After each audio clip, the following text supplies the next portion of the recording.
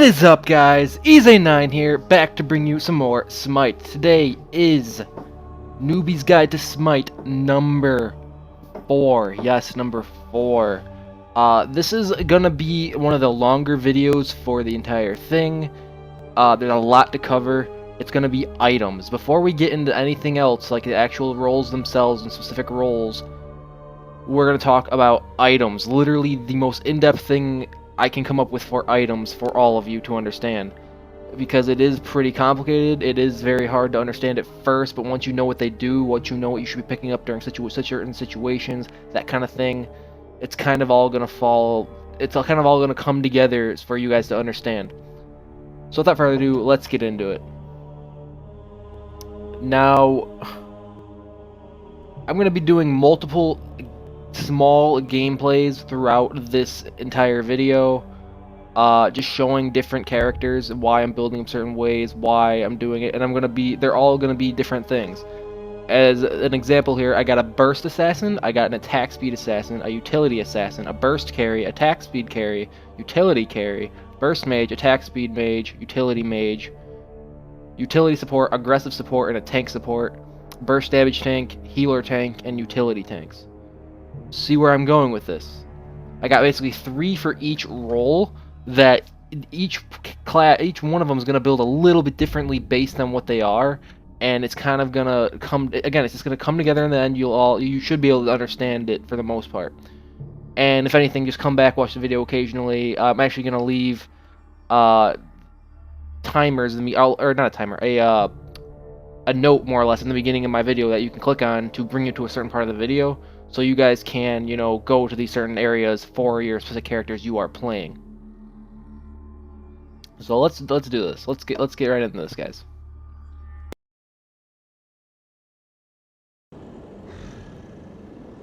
Alright guys, so this is something called jungle practice. It's where you can kind of practice jungling, see what exactly characters do, that kind of thing. Yeah, and it gives you max item, you know, whatever you want to build, you can build, that kind of thing. We gotta upgrade our abilities manually though. Let me just get that done really quick. Whoop.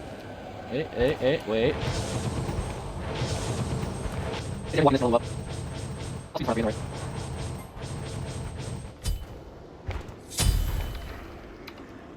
Alright guys, so this is Fenrir, completely burst assassin. He is a wolf, essentially, with really good abilities. He's got a leap that also stuns when he has full runes. I'll explain the runes in a second. A lifesteal, and a maul. And the maul keeps mauling. It doesn't just do that, it does it a couple times. And then the ultimate, you can take someone and bring them with you. For example, oh, this isn't the right way. Haha! Well, I fucked up. Oh, he's right there. Derp. Alright. So, what you guys are going to want to be doing on Fenrir, or any burst assassin for that matter. Fenrir usually is required to build a little more tankier, so Reinforced Greaves is usually a recommendation. You don't need to use that. Most damage dealers are going to be building this Warrior Tabby. Now, Warrior Tabby, 40 physical power and 18 movement speed. Not a bad item. It's also the most power you can get in a boot, so that's what you're going to want to be doing. Now, boots should be built first. The build order is always going to be boots, damage, some type of armor, and then basically whatever else after for the most part. Except for carries, it's literally just build full attack speed, no damage, that kind of thing. But he's going to be wanting to build next, after the boots, something like Jotun's Wrath. 40 physical power, mana, physical protection, or penetration, and cooldown reduction.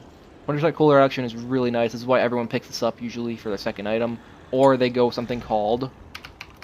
Oop, just spelled that shit. Hydra's Lament.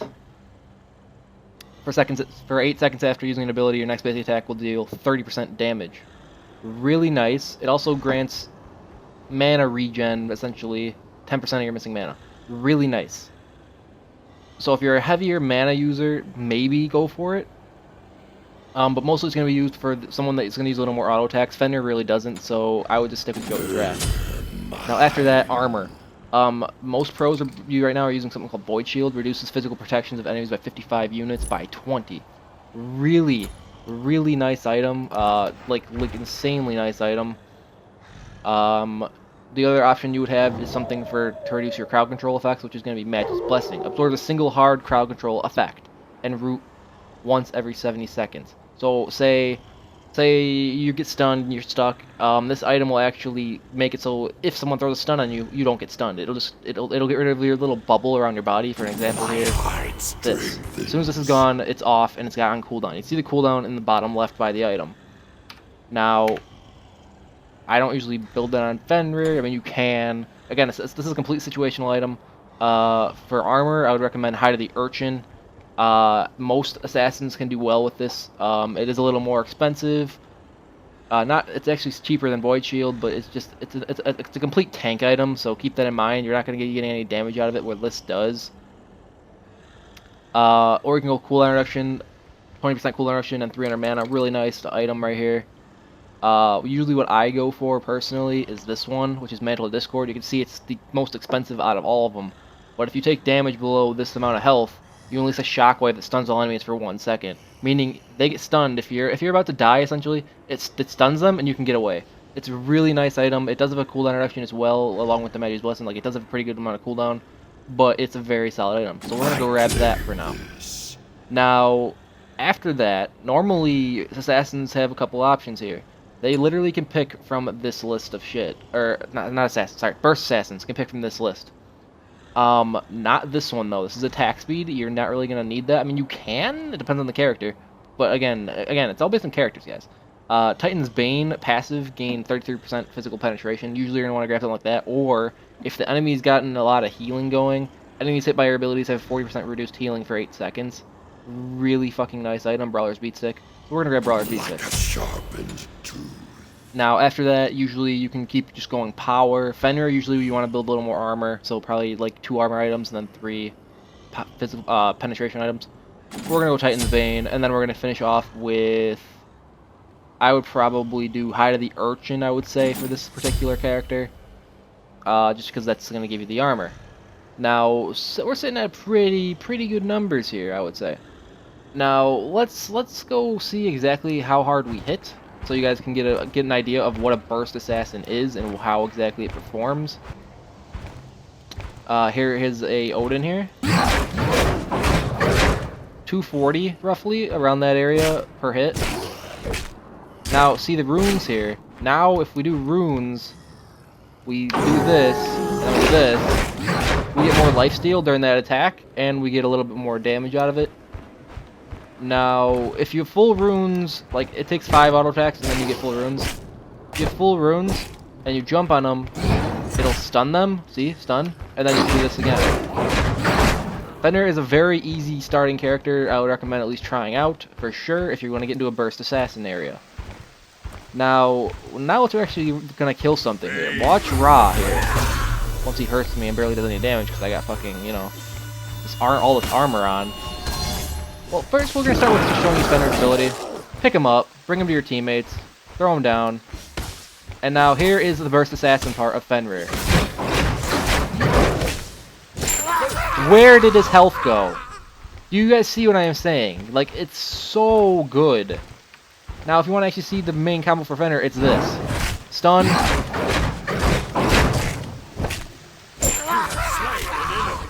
That's the burst assassin right there, guys. That's all it does. That's literally all it does. Absolutely solid character in general. Like, I would highly recommend picking up Fenrir for trying out a burst assassin. But yeah, that is burst assassin. Let's move on to the next one. Alright guys, so here is the next one. This is gonna be attack speed assassin.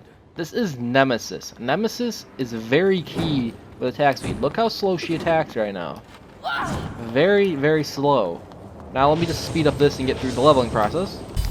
Alright, so Nemesis, guys. Nemesis is, again, an attack speed assassin. So what she's going to be building is a lot different than Fenrir, except for the boots. The boots remain the same. Or you can go Ninja Tabby if you want to. However, I don't do it personally. I think I can spare the little bit less attack speed on this character in particular. Someone like Arachne would actually normally use Ninja Tabby. Again, based on characters. It's all based on character, guys. But here we go, this is my Nem build. We're going to go Warrior Tabby. Now again, same reason, much power as possible. Then you're going to go with a Penetration.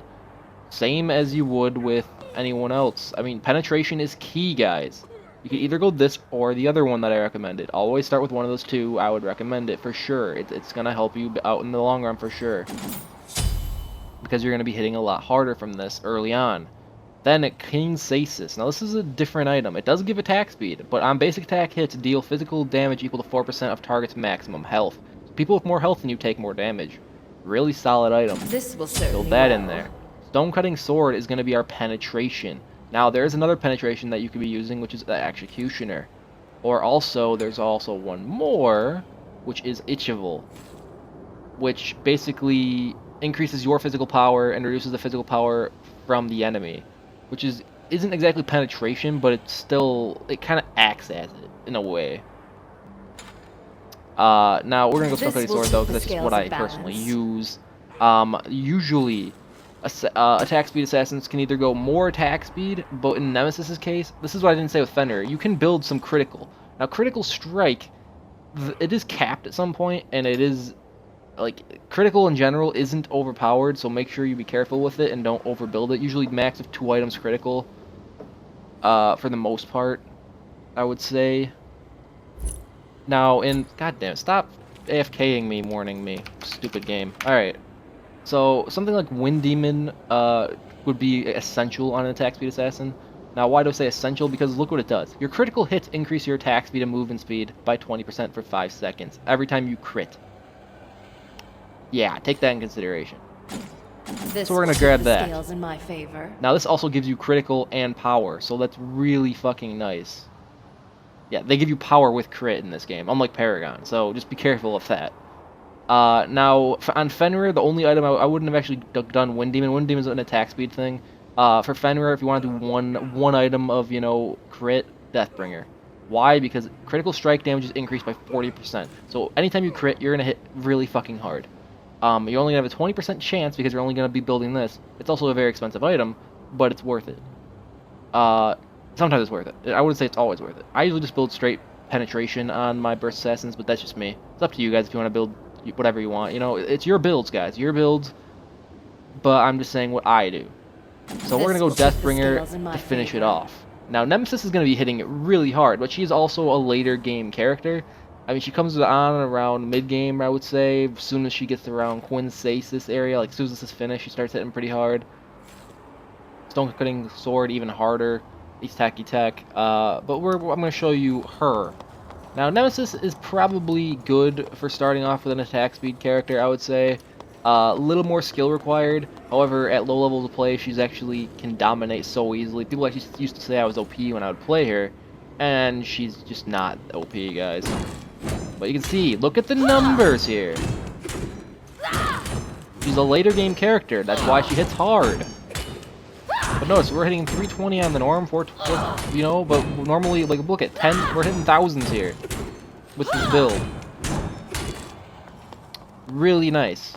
Now, watch Ra die now. Fenrir is an early game character as well. Keep that in mind. His late game does fall a little flatter, which is why he has to build tank.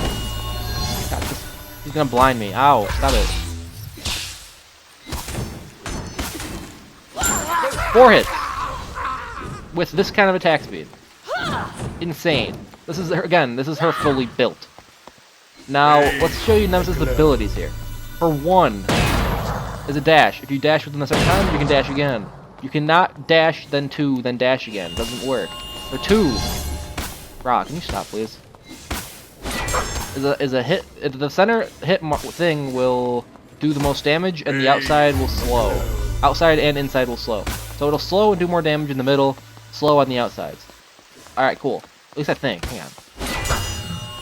No, I lied. Only the middle slows. Now this is a shield. When they're hitting you, you can throw out the shield, and it would heal you and take a little bit of health away from the enemy. Really nice counters against someone like Thanatos, for example.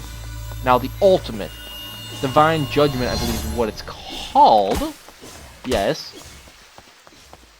I'm gonna get some health back. Keep hitting me. It gives you movement speed and gives you armor shred. It basically takes away their armor. Now watch this shit. Didn't crit there. Like, see, the crit is only occasional, guys. It's not guaranteed crit every time. You see, we're not even critting at all now. Look at that. No crit. No crit at all. No, let's try it one more time. I'm trying to... See, there's the crit. But when you do crit, you kill, man. You really do kill. But that is the attack speed area. Now, there are more attack speed items. Keep that in mind. For example, you literally can go to the attack speed section. Here it all is. Build how you want. Find something that works for you. I can't tell you guys how to build. I'm just saying this is what I use personally. I got this off a website as well. This isn't actually my build. I got it off a website.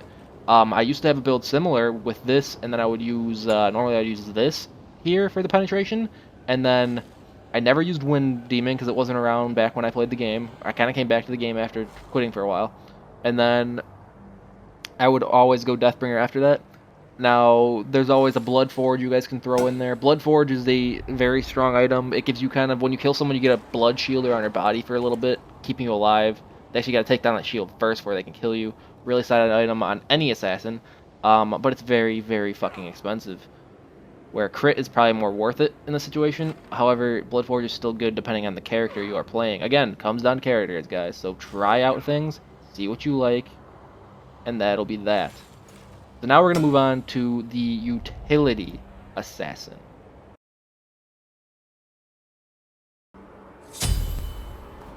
Alright guys, so this is going to be our utility assassin. Mercury, probably one of the most underplayed characters in the entire game. And when he is played in the pros, oh my god, is he OP as fuck when they're good with him. And I'm going to explain to you why that is. Mercury is focused around critical hits and an attack speed kind of build. However, the way he plays is not so much to do damage. He does it to help his team get kills. Now, watch what I mean with that. Well, first off, we're gonna start with Warrior Tabby as always. Again, that's just what you're gonna build for most power possible. Usually I go with something like Mass Immune, movement speed. This character is gonna be built around movement speed. So movement speed, Hasten Fatalis, movement speed. This is also one of the most essential items on some characters. As when you hit someone, it basically speeds you up. It's a really weird, like, it doesn't explain it very well with the actual passive. When you actually see it in use, it's so good. Blood Forge, giving you movement speed when you kill people, nice. And then probably Executioner or Jotuns, depending on the situation. I'm gonna go Jotuns for the cooldown reduction. It doesn't really matter that much in this one. Like, he builds similar to a lot of other assassins. I'm just gonna show you the difference between him and, say, Nemesis as an example. Now, Mercury, guys. He has something called... Gotta go fast, I believe is what it's called? No, made you look. He basically you just saw, he's the fastest god in the game. Or that's the idea. He's the fastest god, right? Mercury, he's the fastest god. He's the messenger, right? So he can, you know, he can be there and back in seconds. That's the idea here. His 2 makes him go a little bit faster on movement speed, and his attack speed. Look at his attack speed. Insanely high attack speed. So building some attack speed on him even just strengthens him, man. His 3 is a dash to get away, or I'll show you the second part of this. This is his utility part that I'm speaking of, and the way you would play Merc. I'm not the greatest Mercury, so don't laugh at me. Boom, throws you towards the teammates, and then you can go and do a little bit of damage to your teammates to finish them off, kind of thing. Really nice. Now, he's also extremely squishy, so keep that in mind as well, but he's still just a very cool character. Now watch what we can do with the Ra here. See the damage we got off there, not bad damage. Jeez. But look at the damage there. See, really solid damage, and now we have more movement speed because we have the blood shield around us. That's what I was talking about with the blood shield thing. Really solid item that they recently introduced to the game. It's a really nice item. Now, the next part here of his kit is another team-oriented thing by the way it works. So you hit 4. This is your ultimate, guys. Look how far that goes. I believe this is fucking global. I could be wrong here. No, it's not. But look how much range this has. You can basically sprint from there to there, and it has so much range. Now watch what it actually does to this Ra here. And you can pick when to stop it as well. Right click cancels abilities, by the way. You can pick when to stop. So if I wanted to stop there, I can just click and it'll go. But if I want it all the way out there, which I do, watch this shit. Did you see that? Spins them around, gives them a huge crowd control effect. You then do this, throw them at your teammates, and then, you know, they kill them off. Make you look. Very, very cool character. Definitely more of a utility-based assassin for the most part. The other one being probably, in my opinion, maybe Bastet, I would say, because of her annoying ass cats and slow, being not so much of a burst damage, but more of a wave to help your team get kills, rather than you. But there's not an amazing amount of utility assassins, but every assassin has stuns. Every assassin has, you know, a kit of some kind. So yeah, that is the basic of what I consider a utility assassin and how you would normally play them and how you would normally build them. Let's move on to the burst carry.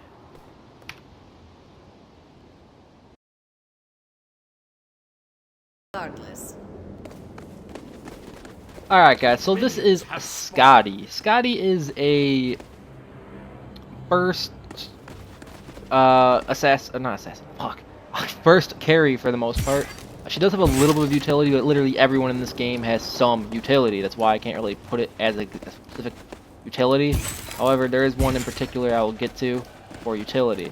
Now Scotty is a character that literally relies on this dog, and the dog does the burst damage that I'm about to tell you guys about. So essentially, you throw a spear, you send the dog on them, you slow them with ice below their feet, and the dog fucks them up. That's Scotty for you. It's so much burst damage. It's really nice. She's a very amazing pusher because of this, and it makes for a really good gameplay. I'm going to speed up the game here in a second. Alright guys, so let me just...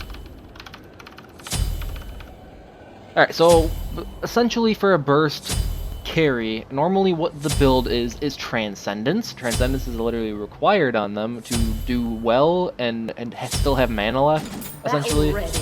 Warrior Tabby, of course. Most damage possible, of course. Most people would rock an Asai after that. What this does is if you drop below a certain amount of health, you gain some lifesteal. It also gives a slight attack speed. It's not a huge amount, but it's something. Kinsasis is an attack speed item. It's not an insane amount of attack speed, guys. They're burst carries, but they're still carries. They need some attack speed. Ooh, so Kinsasis. Frost on Hammer, power and health, or you can go, you know, Titan's Bane. This is where you throw in your penetrations around this time. You know, throw in your penetration. You can either go crit or more pen, depending on what you want. Attack speed pen, you can as well. I usually don't do it. I'm going to go crit here because that's a carry, and the carries do need a little bit more crit than...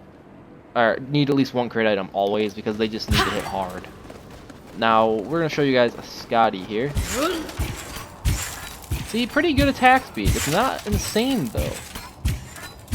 See, we're hitting 300s. No crits yet. Surprisingly. There it is, 719. See, we get that occasional crit. Pretty solid damage. There you go, just a couple 719s there. Now, the way she works is you throw this, you hit this, you hit this, and the dog fucks them up. And then the utility that she has is this. Oh, Blizzard is upon us. freezes them in place, gives the dog full health, and the dog fucks them up some more. Really solid character overall. Now, I'm going to show you her damage really quick before we move on to the next type here. We're throwing the ice. Throw this here. Hit him. Now look at the dog. That dog fucks them up, man. If I would have had full health, it would have been able to do a little bit more, but because I already wasted my ultimate, I couldn't really give it the full health it needed. But basically, the passive for Scotty is that thing on the left there, on the bottom left by her head, you know, with the dog face. Essentially, it's got a timer. As soon as it goes there, the dog gets 1 health back. Essentially, that's it. When it's all out of health, you gotta wait for it to regen until you can use the dog again. So that can put her at a disadvantage at times, but that's pretty much Scotty for you. And you saw we didn't hit extremely hard with the crits. That's because she's not meant to. Again, she's burst damage. She's not the attack speed. Now watch the attack speed, guys. The late game attack speed gods definitely will show you what not to fuck around with. So let's move on to that. Alright guys, so this is Artemis. Artemis is an extremely mid to late game god. Her early game is bad. Her only protection is her ultimate, being a boar and also, you know, a plant you can throw on the ground that kind of roots them in place. Kind of really nice. She is easy to get kills with if you have a good support, but alone she would struggle immensely. So let me just speed up the game again. Alright guys, so essentially Artemis is going to be building similarly to the Nemesis, except a little bit differently. Now, she is going to be starting with Warrior Tabby, or you could be going Ninja Tabby, depends on what you want. I personally like Warrior Tabby for the extra damage. This gets to the point. Itchable, attack speed and the penetration I told you guys about, really nice item. Usually you would always start this on her, it's just what she does good with. Executioner, again, penetration and attack speed, can't go wrong. Deathbringer, good item, absolutely. That's crit. She does need early crit, so usually I'd actually go Wind Demon then Deathbringer, but whatever. Always be prepared. Keen Stasis, you guys saw that. That was all those in the Nem build too. Those are very similar to what Nemesis had for the most part, except for these two items just being swapped out with something else. But you'll see why she's built this way when you see these numbers, because they're fucking high. Here's her attack speed. Definitely faster than Scotty. Now, watch this. You hit 2. It might actually be about the same speed.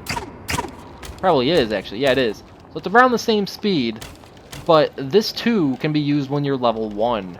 Meaning she gets full attack speed. I believe it's full. Let me double check this. No, it changes. So it changes based on level. So 40%, 50%, 60%, 70%, and then 80%. So because we're max level, we have the 80% attack speed, which is max. So we do get an attack speed bonus when we're low level, when we don't have the full items. Which is why she's just very good. Now her passive. Artemis gains critical strike chance for each successful hit. So every time I hit something, and it doesn't crit, the next one, if it crits... So let's put it this way. Every time I attack, my passive stacks. So I get a higher chance of critting every time I land a shot. But if it doesn't crit, then it waits till crits, then it goes back to 0 for the passive. But look at that. Ow, man. Ow, look at them numbers and how fast it's coming out. It's gonna hurt anyone that's fighting this shit. You hit this, same shit happens. So the 2 basically late game becomes useless for the most part. Other than maybe more damage with it, I would probably say. Maybe some more tick damage. And nah, not really. No, there isn't. So that ability basically becomes nothing late game. Now this is gonna be her trap. Put the trap on the ground, you stand in it, you get stunned. I'll show you on the Odin as soon as the cooldown comes off. Until then, this is her 3. Solid damage early game for sure. Definitely a good item, good ability. Now we're gonna show you. I see it kind of holds them in place so you can shoot them. Again, the stupid high numbers.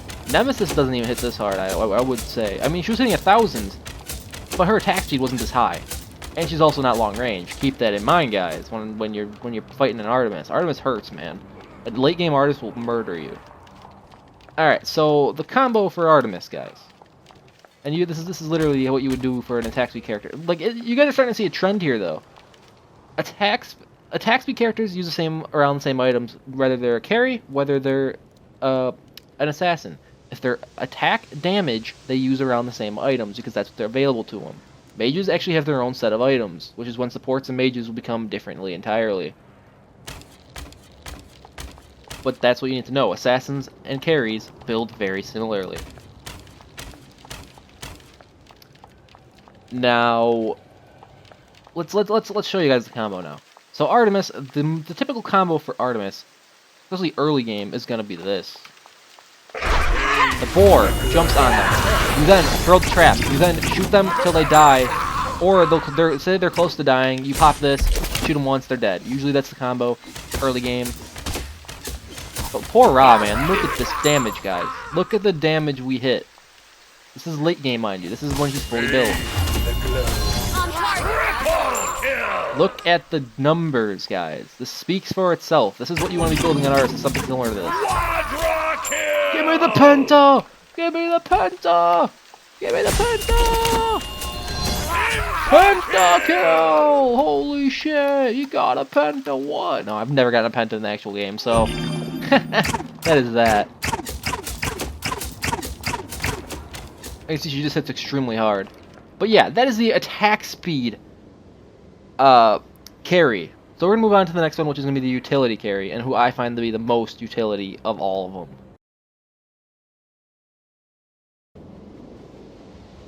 Alright guys, so this is Cupid. Probably one of the little cutie little baby characters you'll find in Smite. He just doesn't fit as far as the aesthetic aspect of the game goes. He's just so fucking I don't know, big child head. I don't know how to explain it. Like really, he's got a huge head. He looks like a little child. Which he is. I mean, he is. He exactly is. He just, when you look at everyone else and how they look and how he looks, he just looks like the cutest little fella. Like, look at him. This is also a little devil skin, so he's got a pitchfork and for arrows and shit, whatever. But Cupid is one of those different. So I'm gonna speed the game here.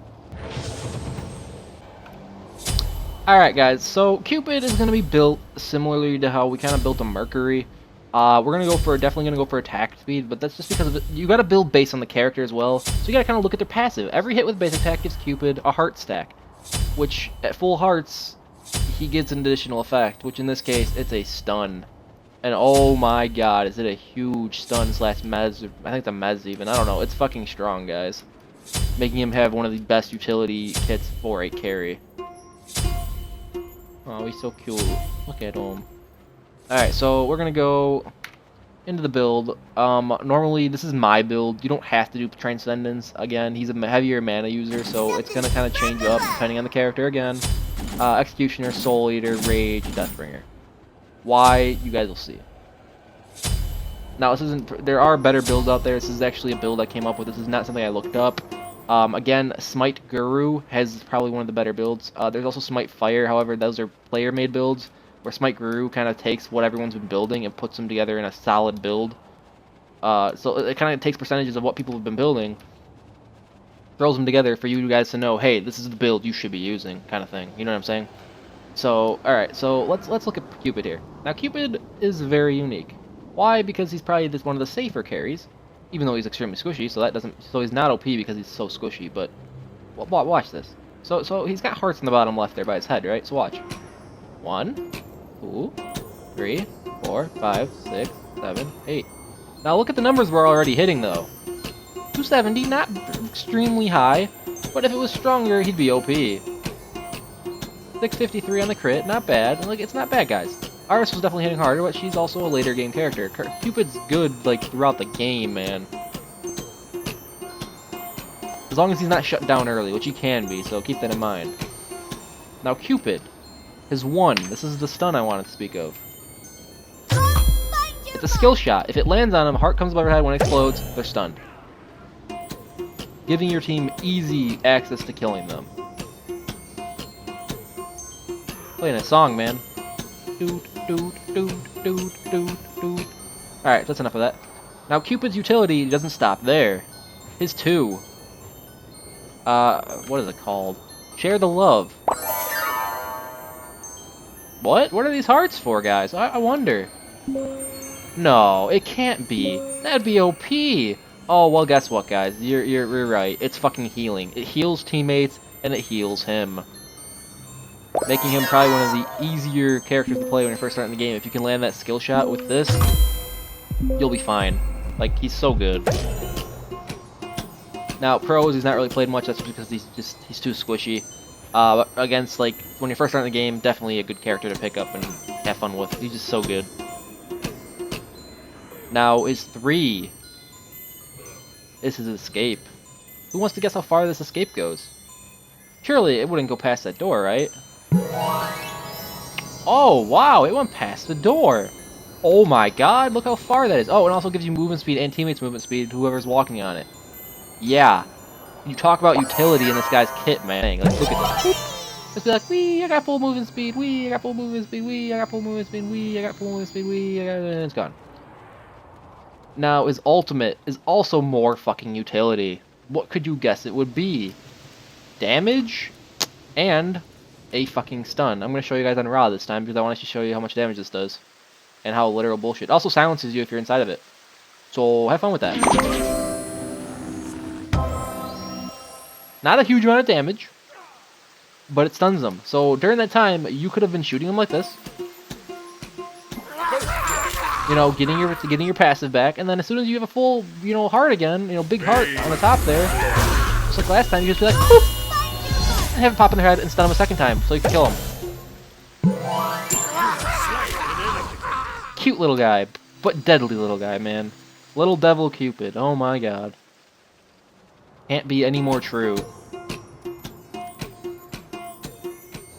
I'm gonna show you that one more time, and then we'll move on to the burst mages. We're gonna start getting into more of the mage area of play.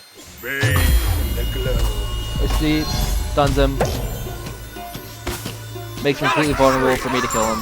Dash away. Stupid fast character. Like, look at the movement speed we have too. He feels faster than like all the characters because he probably is. He doesn't have a huge health bar and it shows, but he's just so good, guys. So good. Especially if you build a little bit of lifesteal, which is what this item is. It's actually a lifesteal. Soul Eater's a lifesteal item and attack speed. Really solid item. Not recommended to build on everyone, but Cupid, I usually do it. Really solid item. So let's move on to the mages.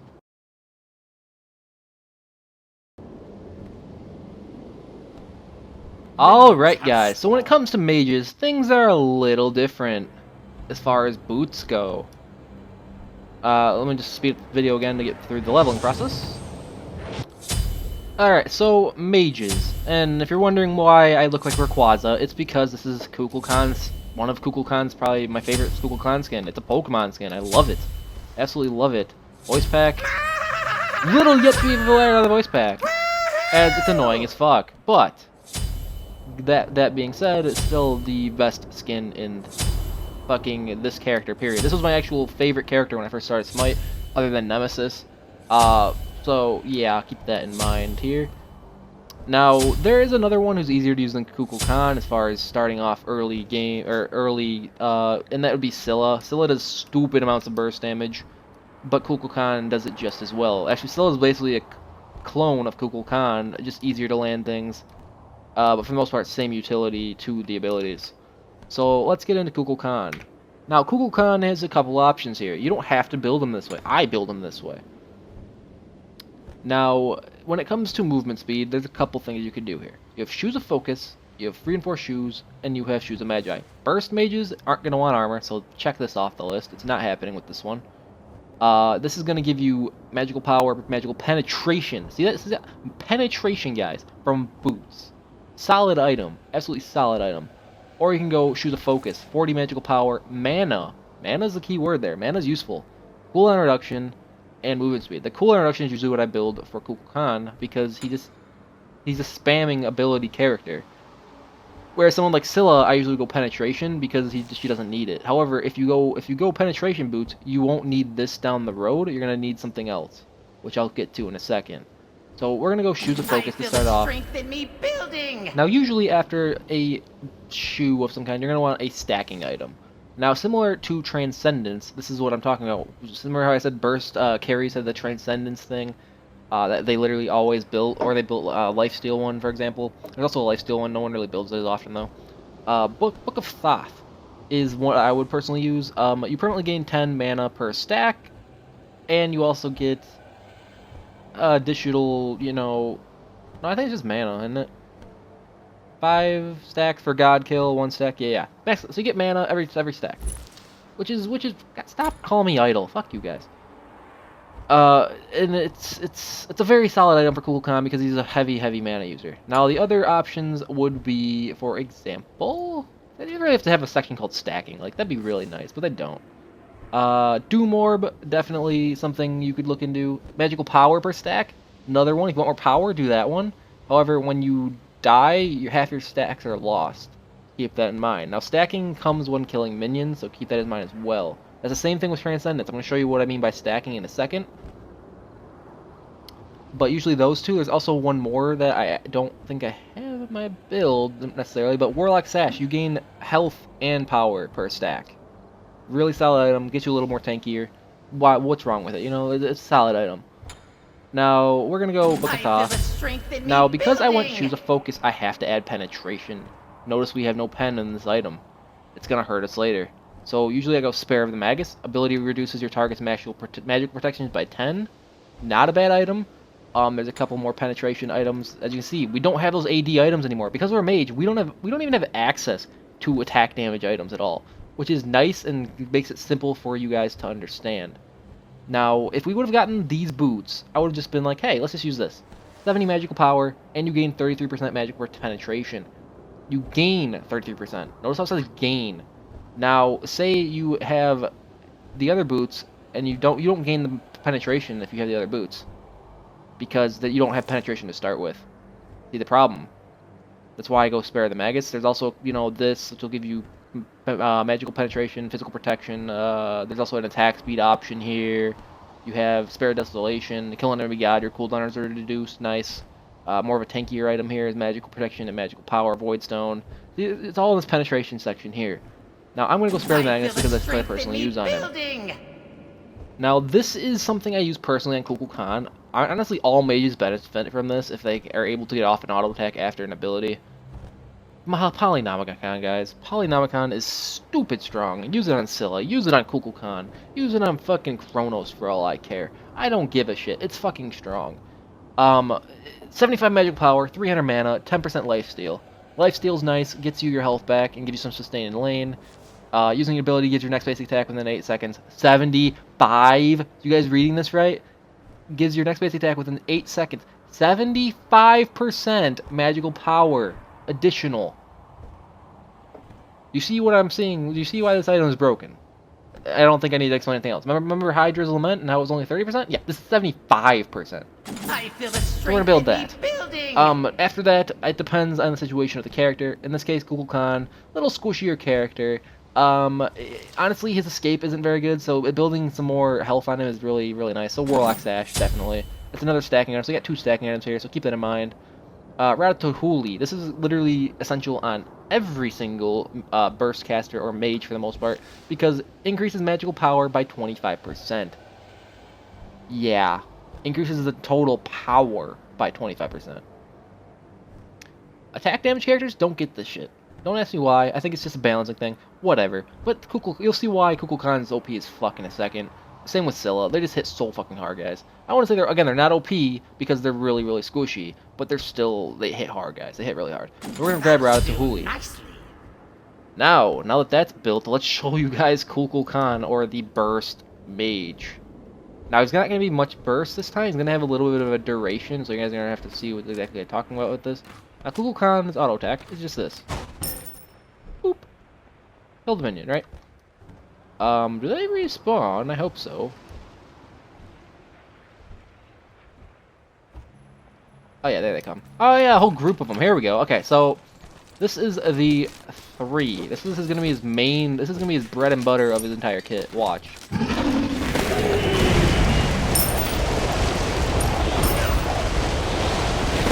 Clears the wave over time. Nice, solid ability. His 2. A pretty slow sprint, essentially. Not insanely good. Usually it's used to run away. I also use it to just go like this, go on a target. That slows them and does a lot of damage, and then, you know, tornado them after that. Pretty solid shit right there. Now, Polynomicon. I'm gonna show you guys Polynomicon now. I'm gonna show you the effect of it on these minions as soon as they respawn here. Because you guys will actually get to see what I'm talking about when I say Polynomicon's broken. Alright, ready? Alright, so see these minions here. They're all dead, sure. Basic attack. 1 dead. 2 dead. Almost 3 dead. But did you guys notice something there? Only the first one after the ability died. However, it insted it.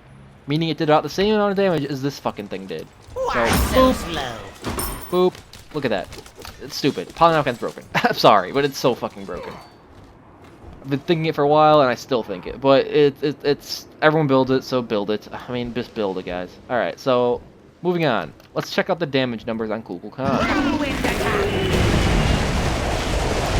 All Alright, okay, so it kind of adds up, totals out, you know, it roughly would half his health, roughly, I would say. Usually that's what it ends up doing, is about half a health bar. So don't walk into those, very, very bad. 726, like, see, that's a huge amount of chunk of damage, and then boom. 226 plus the 5, did you guys see that? This is why Polynocon's broken, watch this again. Ability.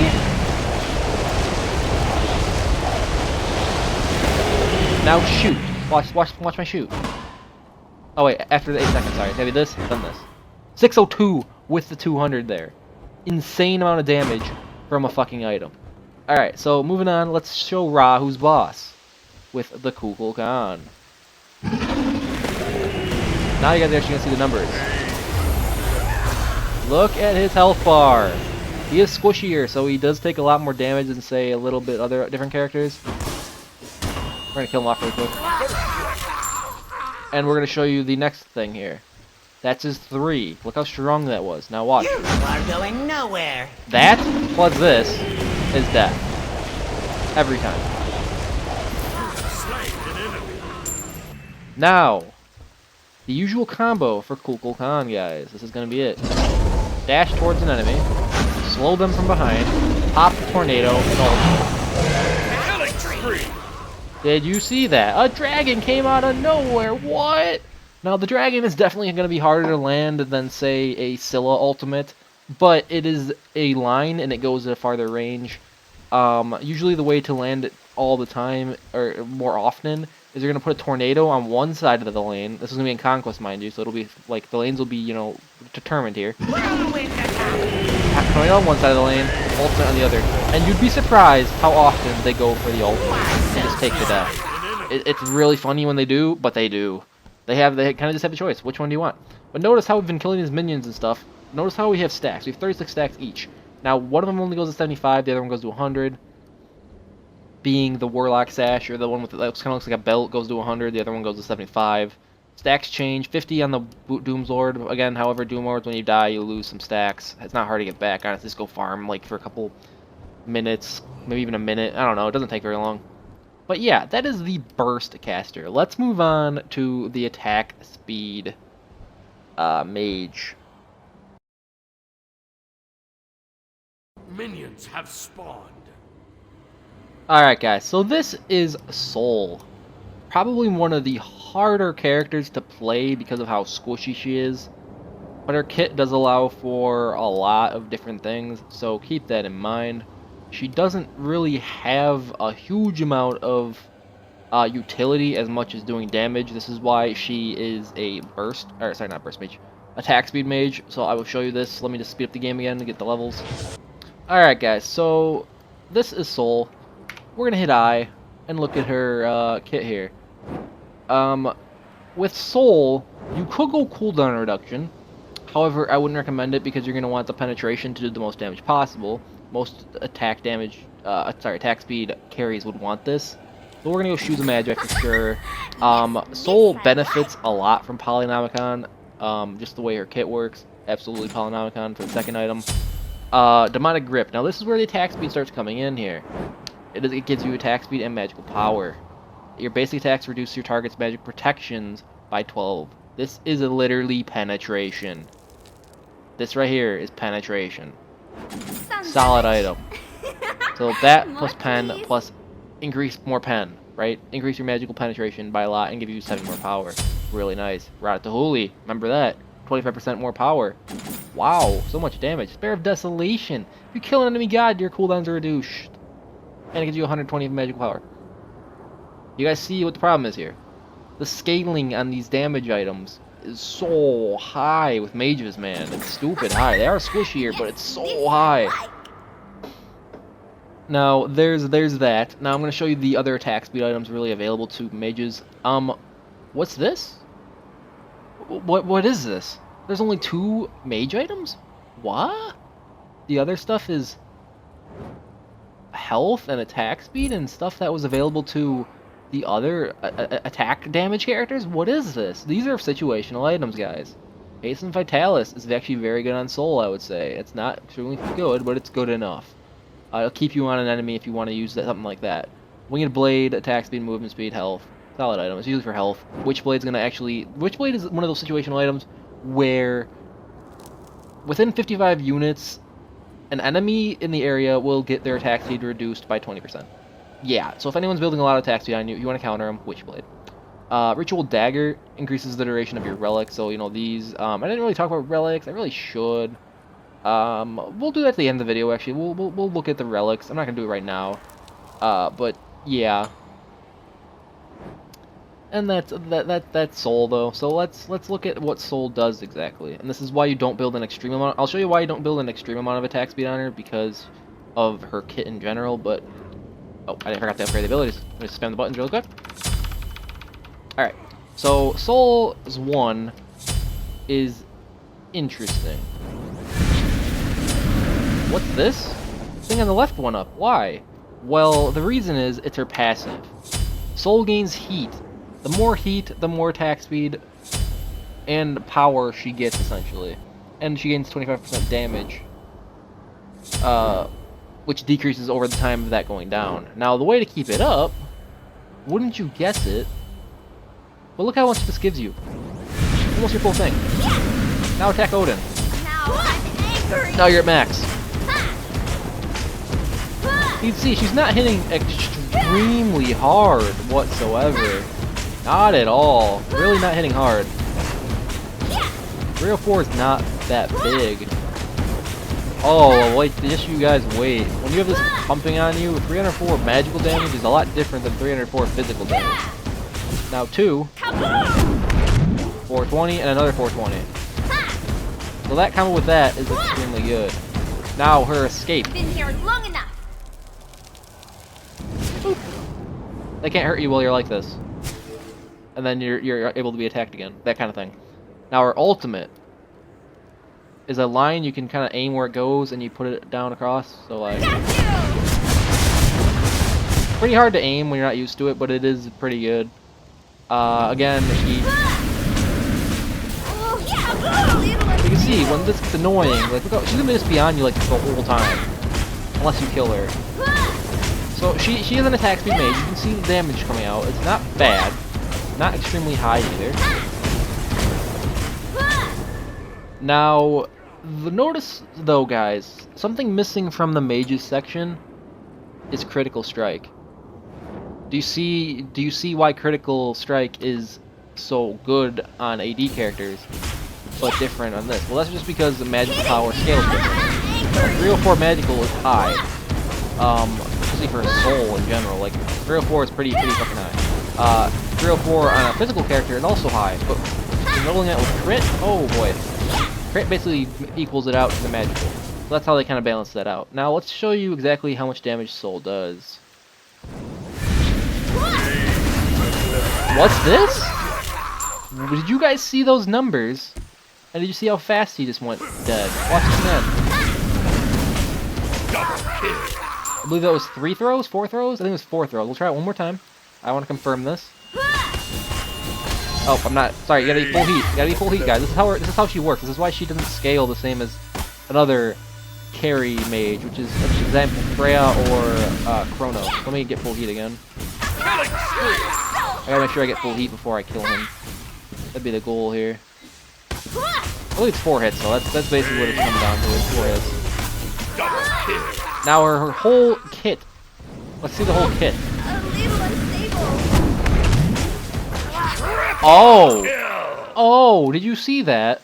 That fucking 2 did all his health. Holy shit. Alright, now the ultimate.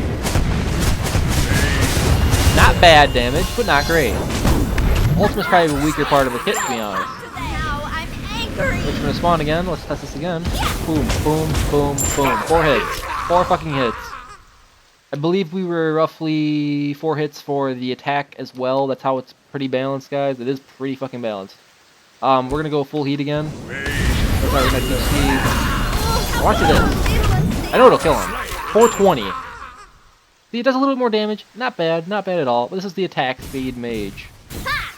And man, oh man, does she hit hard. Her late game is a fucking god tier.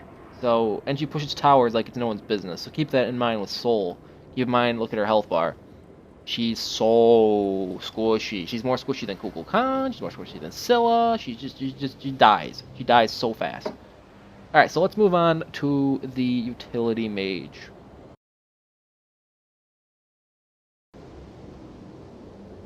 Alright guys, so this is Nox. Nox is stupid strong. With suppressions, silences, slows, duration damage, the whole works. They buffed her. They should have never buffed this pitch, but they buffed her. I'm gonna speed it up so I can actually show you exactly what she does.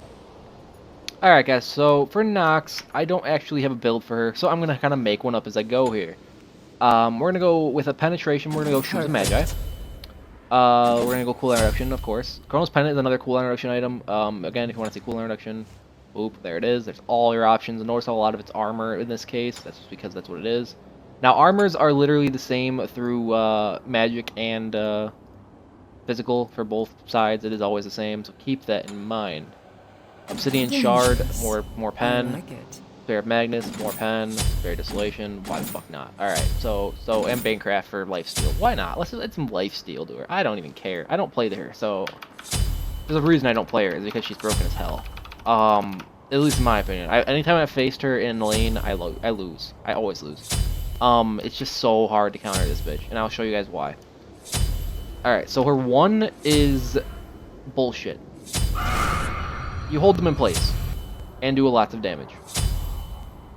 Alright, so what's the problem? Well, you're holding them in place and doing damage. They can't attack her this whole time you're sitting there holding them. Problem number one arises.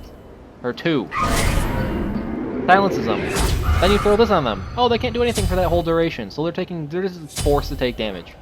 Now, beads can get you out of it, however, it's not guaranteed. Beads are, by the way, a relic, so keep that in mind. We'll get to the relics later.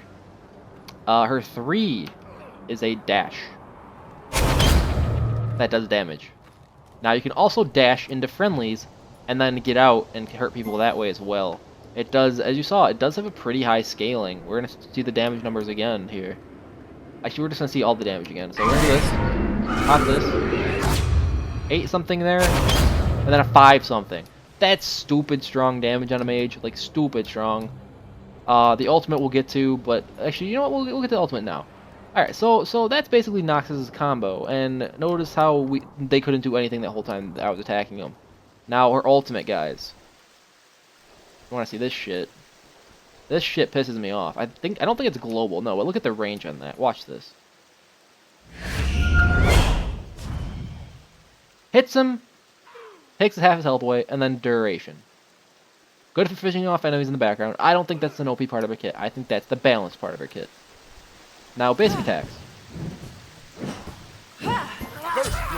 Pretty good. I'm going to go back, actually, and change out the Banecraft for a Polynomicon. I'm just curious. I've never really played Nox, so there's a reason, though, and it's just because I don't like her. So, we're gonna grab Polynomicon. Dangerous. Let's see the actual damage numbers now. Now, the only thing I have a problem with is that I would have to go dash. It's pretty shit. I won't lie. It's not very good on Nox. The Polynomicon's not good on Nox. It's alright. It's not great, but it's not bad. Alright, so let's do the combo on Ra. Actually, let's see the damage numbers. Actually, in action. Half his health bar. Alright, balanced. Alright, yep. Close on him. Alright. Didn't kill him yet. Alright. Oh, that didn't kill him? Oh, well. Keep in mind, this whole time, he can't do anything to stop me. Like, watch. He won't be able to attack me. He's gonna start attacking me now. Now watch. He can't do anything. He can only throw auto attacks. Throw this on him. He can still attack me a little bit. Notice how he did no damage. Because while he's in this bubble, he can't use abilities. He can only use auto attacks. While he's like this, he can't use abilities. He can only use auto attacks. You guys see the fucking problem with this character. Now, League of Legends has a character who they used to have. They actually redid him and made him more broken, named Malzahar, whose ultimate was this. Ultimate was that. No, this is the basic ability on the character. You guys see the problem with Nox? Alright, well, let me just do it one more time to get my point across why you shouldn't play Nox. And if you go ahead and play Nox, I won't fucking care. But I mean, it's fucking cancer, man. Fucking cancer. She does have to use a combo, but she's stupid. She's so stupid. And you have to keep in mind, during this, and this, that whole time, you can't use abilities in here, and this holds you down. Enemies, fuck you. This is why she's one of the most utility-based characters in the game. And she's fucking cancer. Moving on to supports. Yes, we're gonna move on to supports.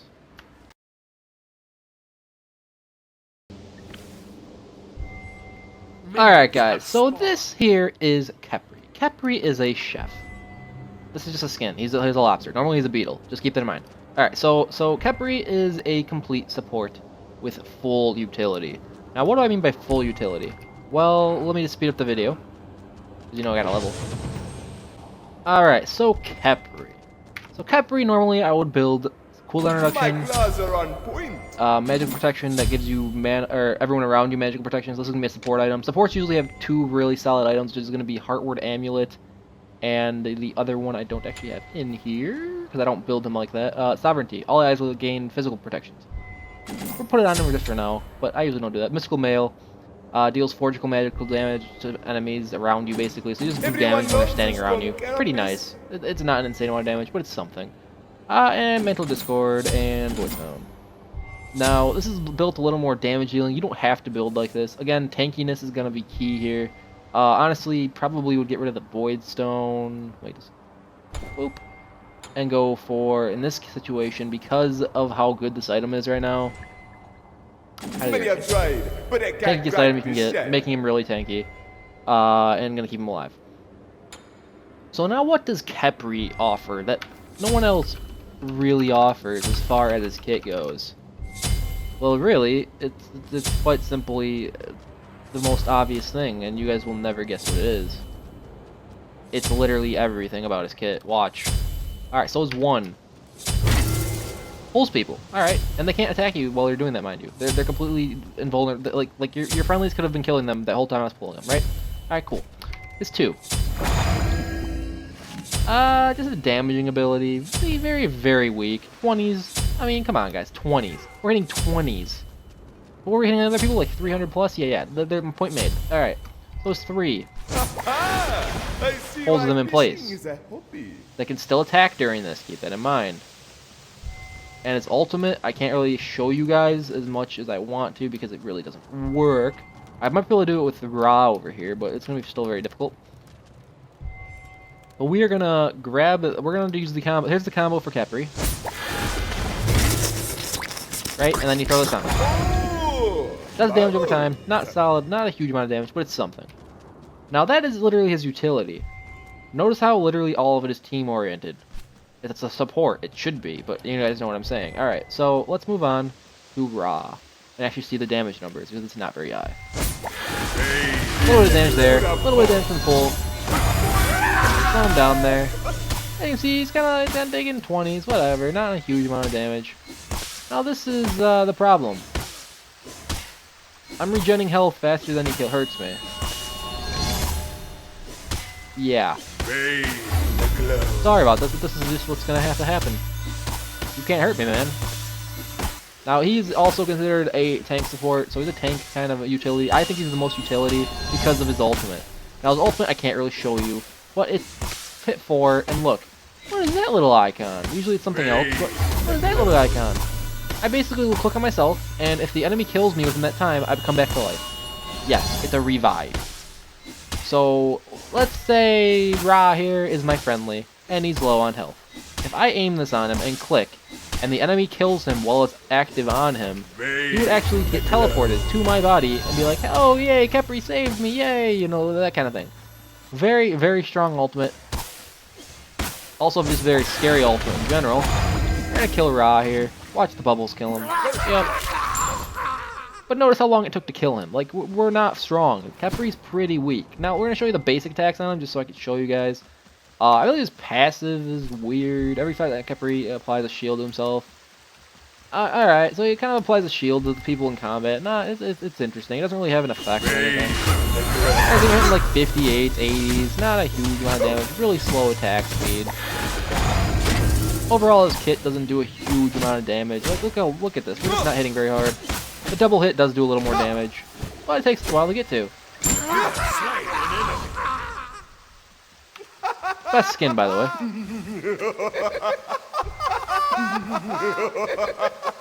I'm no Peter. Well, okay, I'm a bottom Peter, but I'll fight to win. Jamaican voice, man. Alright, so that is Capri. Let's move on to the aggressive supports.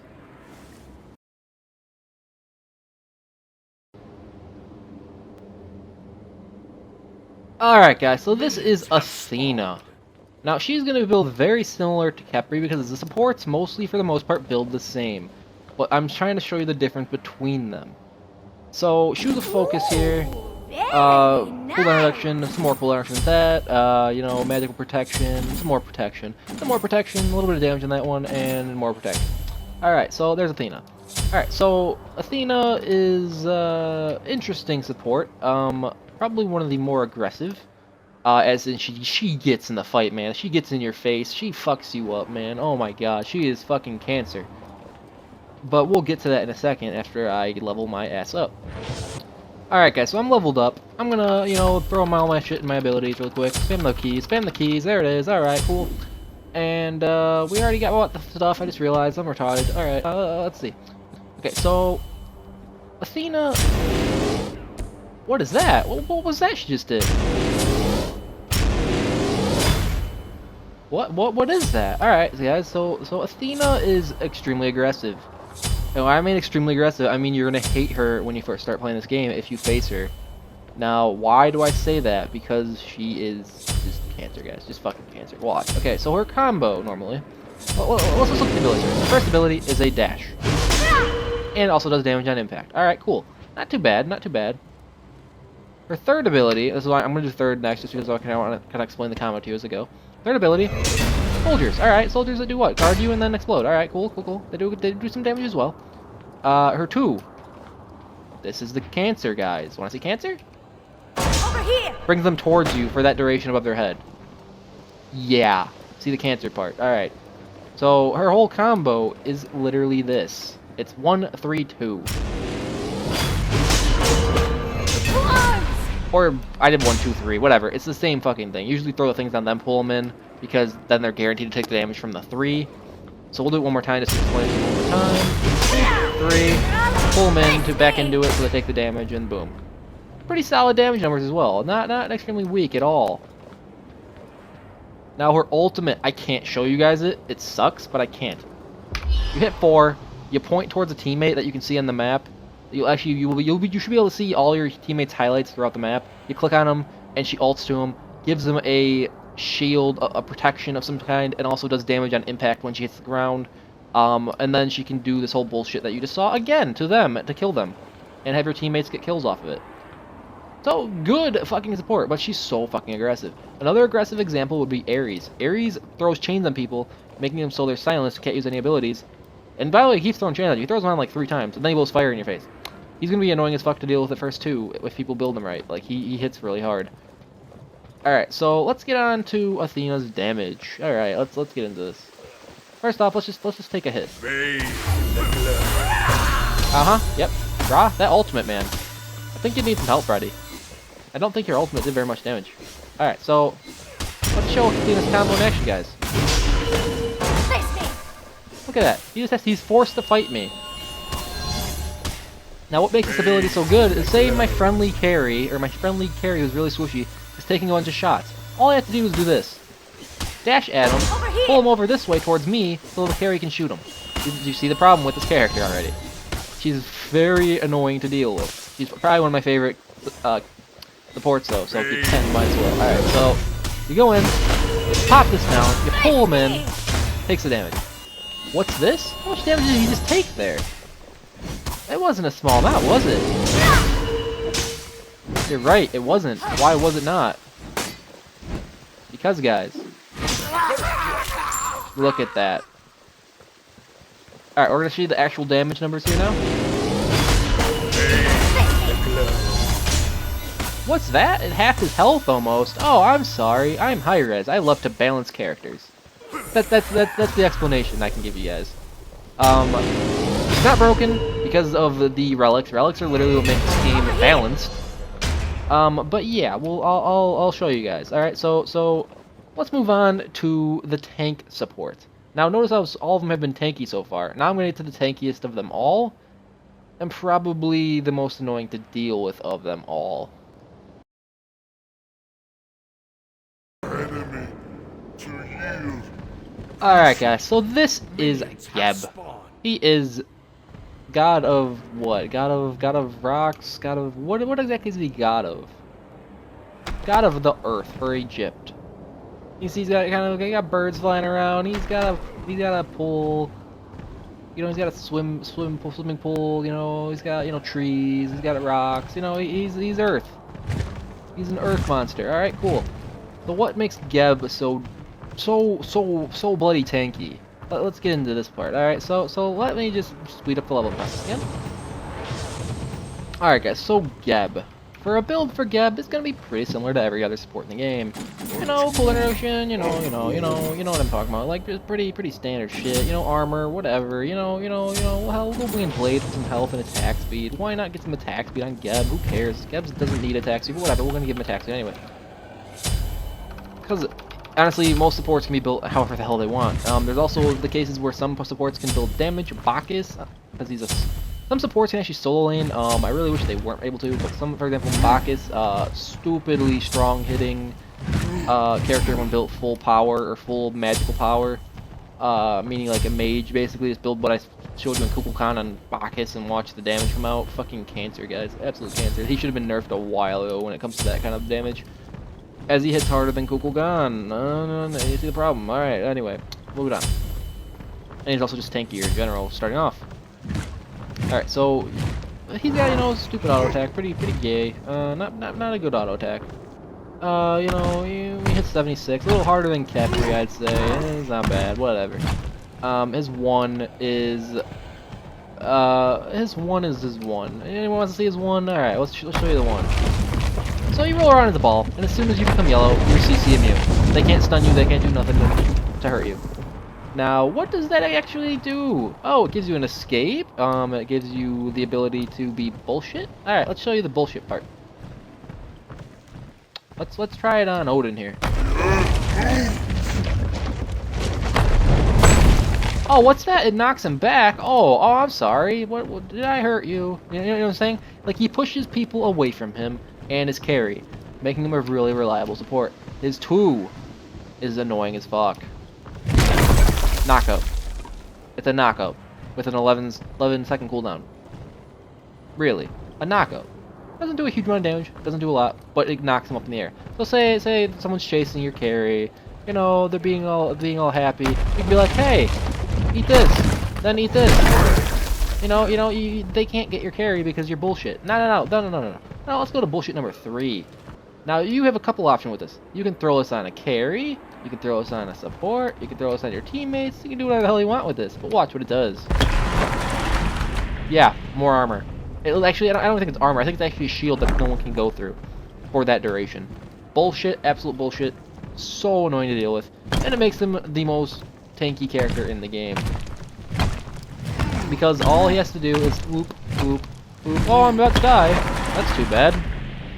Just walk away here. Let me go back to base, get full health, you know, that kind of thing. Now his ultimate. What does his ultimate do, guys? Well, let's go try it out on Ra here.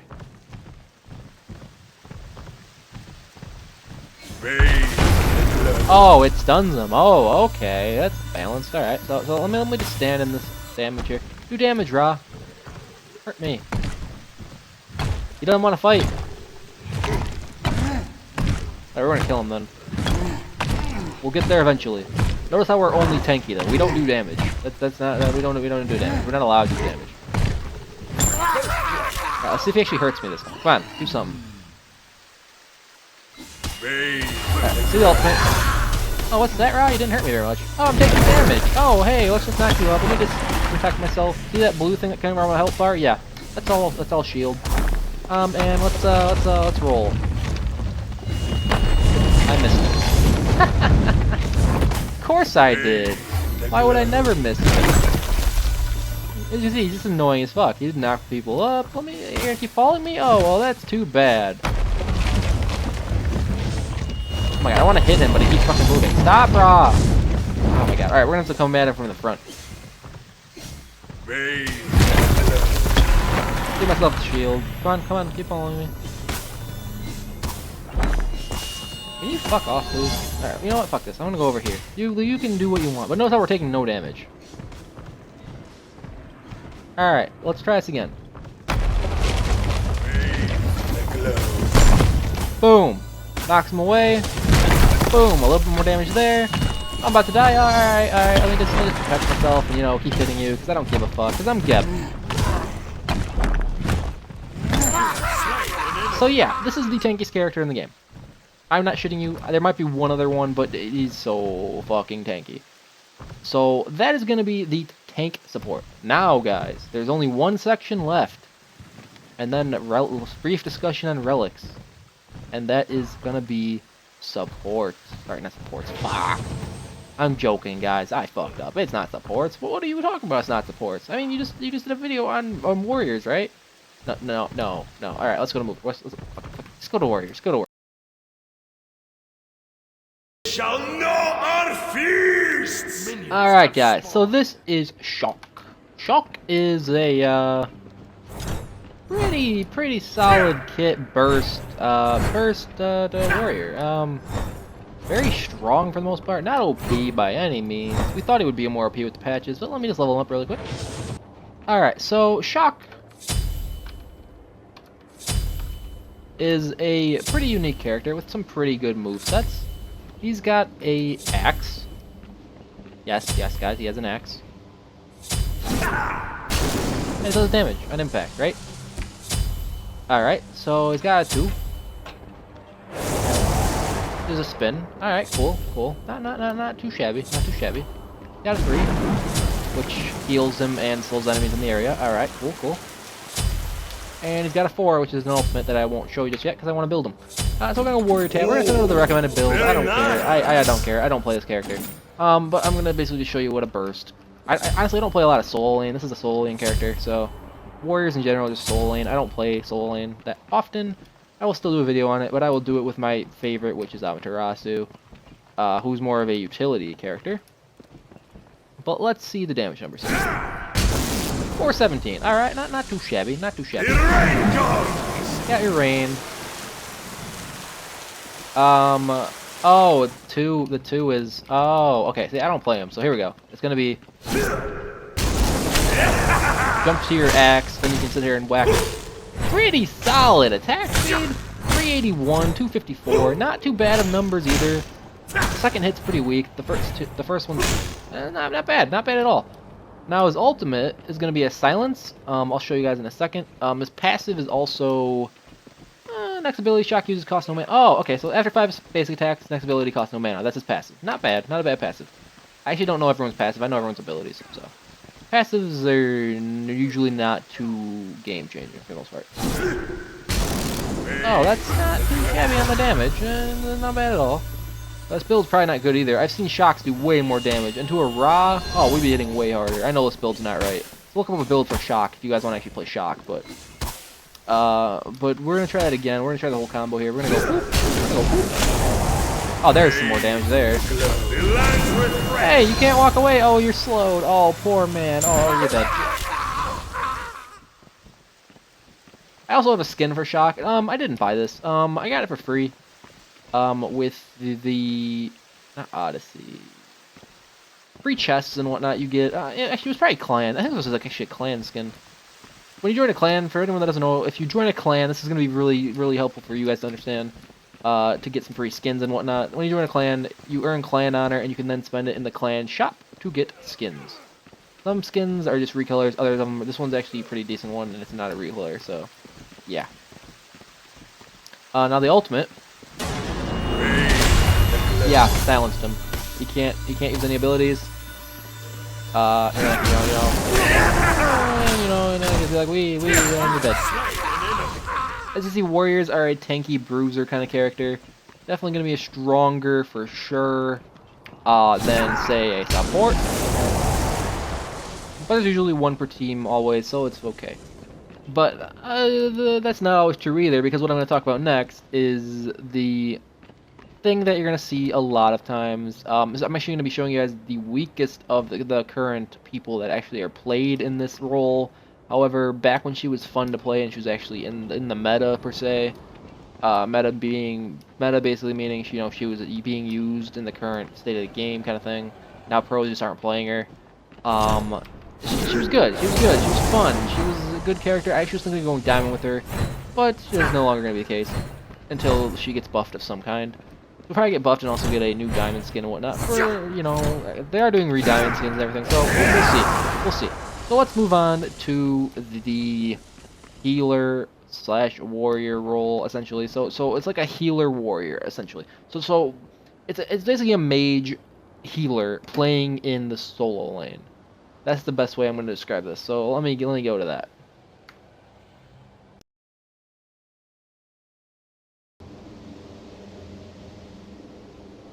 Alright guys, so this is Hell. Hell is a mage damage dealing and also a healer. Now what makes her kit weird and also probably the problem is she's always close range and it hurts her. It hurts her a lot. But let me just go level her up and then I'll show you guys Hell. Alright, so Hell. Hell is, again, a healer. This is going to be more of a healer kind of thing here. Most healers go in solo lane, exception of Ra. I've seen Ra go mid lane many times. Hell I've also seen do it. Chang'e as well. So it's kind of they can solo lane or go mid lane. They have kind of a two-lane choice, these characters. Down there, Ra, you've been seeing in that bird. He's one of them as well. And you gotta build them a little differently to essentially fill the role of the healer. So what I mean by this is normally you'd go with Shoes of Focus, cooldown reduction. Alright, cool. Cooldown reduction is a nice touch. Alright, so normally you'd want to go with as much cooldown reduction as possible. So another nice touch would be Chronos Penos, for example. Just some damage, or you can go with, say, Breastplate of Valor, or Mantle of Discord, those kind of items. Something to protect you, or give you damage, whatever you want. Rod of Asclepius. Now this is the healing item. This is only available to mages, and it's only it's going to be in the health section right here. Now read what it does. The healing and health regeneration of allies within 70 units is increased by 25%. So your allies around you will gain 25% more healing within 70 units. So as long as they're around you, they'll get healing. More healing, I should say. We're going to build that. Now, the next one is going to be something that is optional, but is recommended. It's going to be the Lotus Crown. Any god affected by your ability heals, gains 20 physical and 20 magical protection. So it gives protection. From you healing, you give him protections. I'm going to equip this just so I can show you guys what it looks like. Now, there's also the way to counter heals. This is why I normally build this on Hell. Is because if you're usually when you're facing a healer in lane, you kind of have to build this item. Divine Rune. Now, Divine Rune, guys. Magical power, magical lifesteal, and mana. Enemies hit by your abilities have 40% reduced healing for 8 seconds. Similar to Brawler's Beat Stick in the physical side of things. Pretty solid item you're going to want to be picking up. Now, to finish Hell off here, I'm actually going to go more armor, because I usually do go that. So, yeah, actually, what? We'll show you the damage first.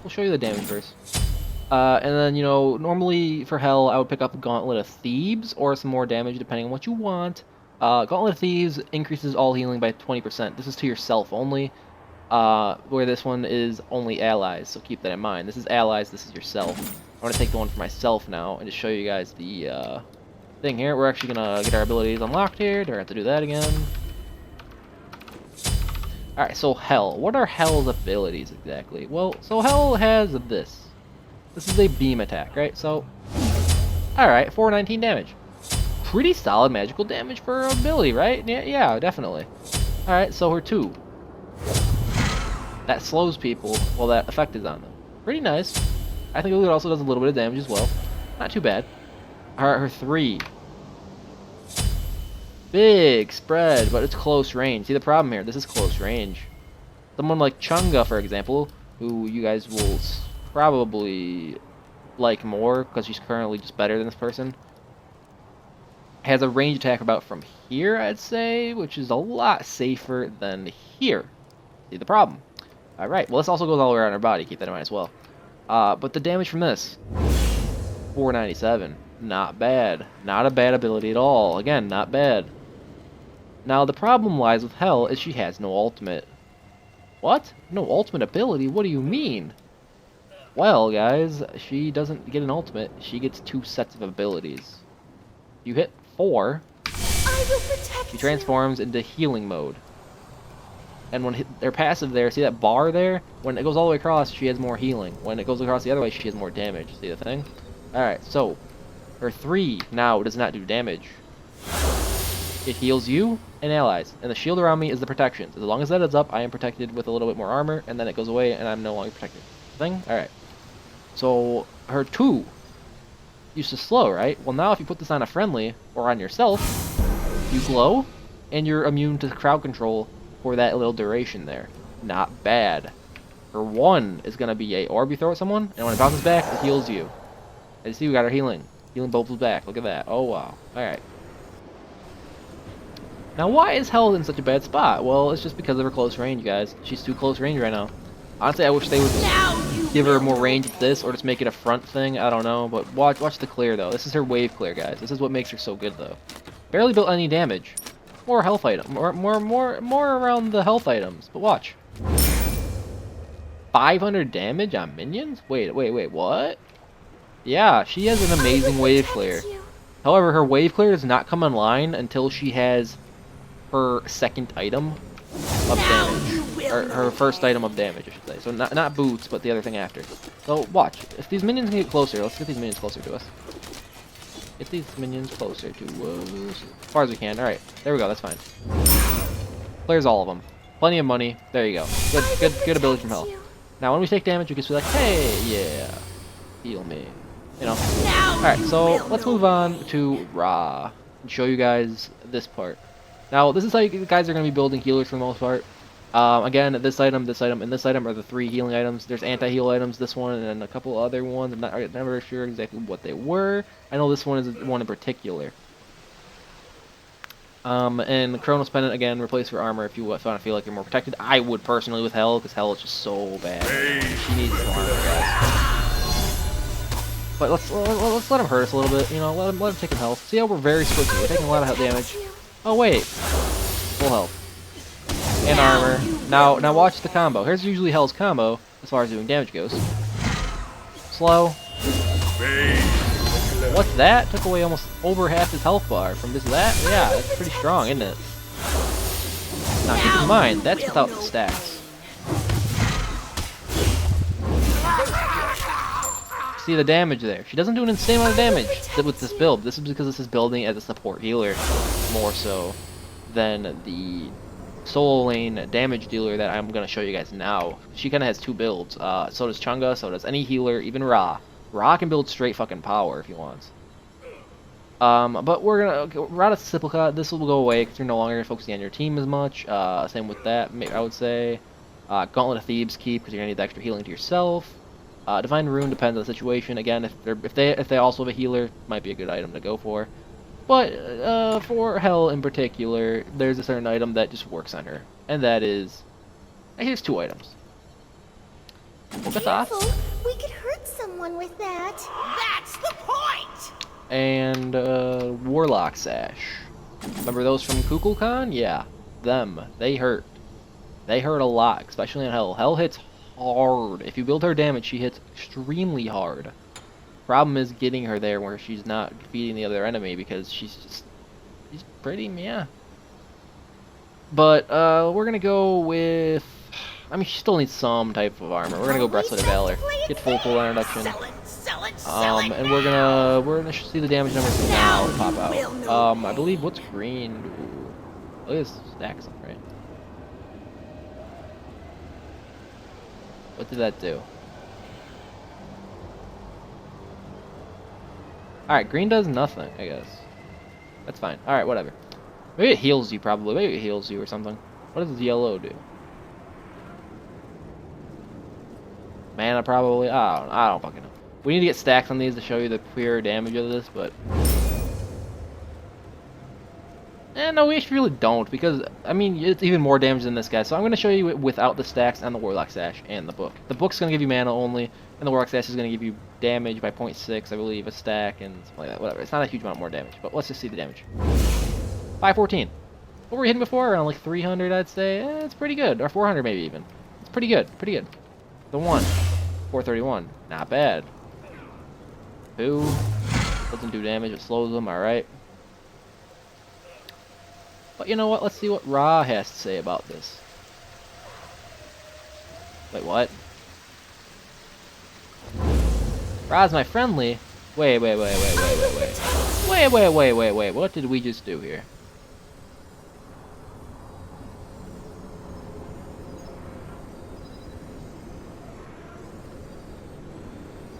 What did we just do here? We changed team. It's the change team thing. All right, that's fine. Not like it matters. There's no one else in here with me. You can have multiple people in here though, so that's okay. All right, so let's see the damage now. All right, not bad still. Not bad at all. Yeah, not bad damage. You can also throw this at him, do a little more with that. Heal up, you know. A couple auto attacks in there, kills him off, whatever. You know, she doesn't do a huge amount of damage. I honestly think she needs a kind of buff of some kind. Now let's get stacks on the...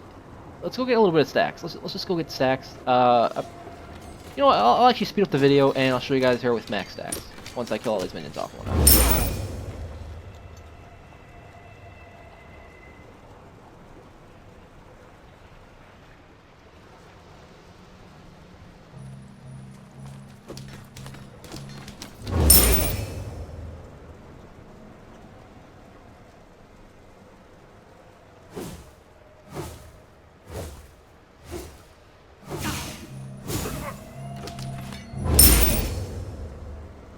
Alright guys, so we're gonna go back there with 23 stacks.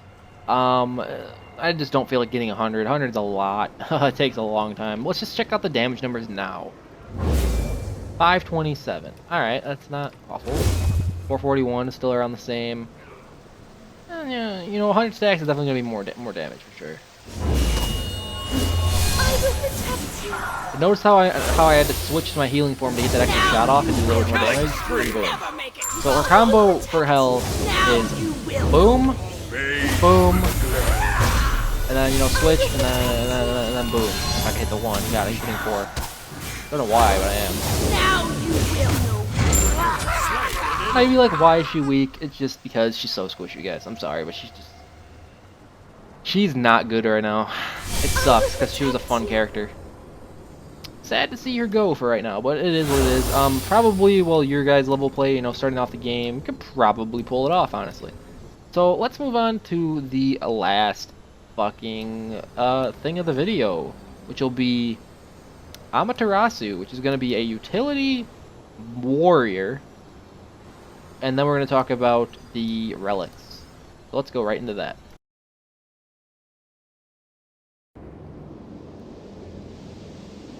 Alright guys, so this is Amaterasu, the samurai warrior kind of character. Her brother is Susano. He is also in the game. He's also quite strong.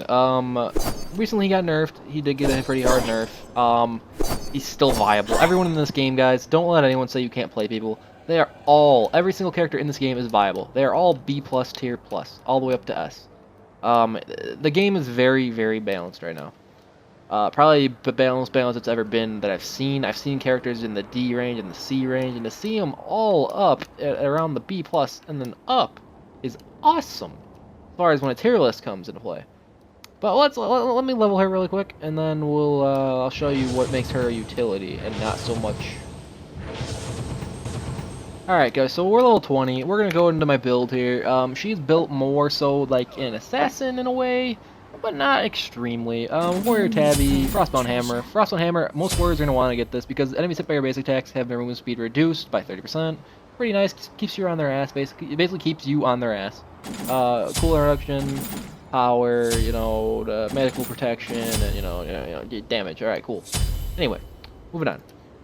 Alright, so Amaterasu. What makes Amaterasu so good, right? What makes Amaterasu a utility? Alright, so see the thing below her feet there? That is her first ability. Her first ability has 2 forms. So her first ability, when it's yellow, is movement speed, right? So you got movement speed. Alright, cool. When you hit it, you gain healing, and now you're in attack mode. So now you move less, but move at a slower speed, but you do more damage. Now if you hit it again, you heal again, and now you're in a different thing. So every time you hit this button, you get healing, and you also change forms. Or change the form below you. Now your friendlies around you also get the same thing below your feet. Yes, so they get the extra damage, and they also get the other thing. That's what makes the utility part of her. Now, she is pretty complicated when it comes to her actual kit. This right here, well, you can just fire it off, you know, whatever. Whenever early if you want, whatever. And she's also got a dash. Her dash, when it hits people, actually silences them for a couple seconds, which is nice. Her 2 is a little more complicated than it looks. You have to wait till this is at full charge. It'll make a beam, and then boom. Into the mirror. Does more damage. You do a lot more damage with this ability. If you cannot land this ability, don't play Amaterasu. It is literally a requirement to play this character well. Her ultimate is going to be a stun. I'll show you the ultimate on Raw in a second, but let's show you the basic combo of Amaterasu. So you're basically going to be, you know, healing up. When you're not fighting people, you're going to want to be in this form. It keeps you moving, keeps you, in case someone tries to gank you, whatever. It gets you out of bad situations. Now, her dash is going to be... Look, silence. Alright, cool, you silenced him. Then you're going to want to, you know... Pretty solid attack speed as well. Like, look at that. Pretty solid attack speed. Now, let's try this again, guys. Now, her combo normally is going to be this.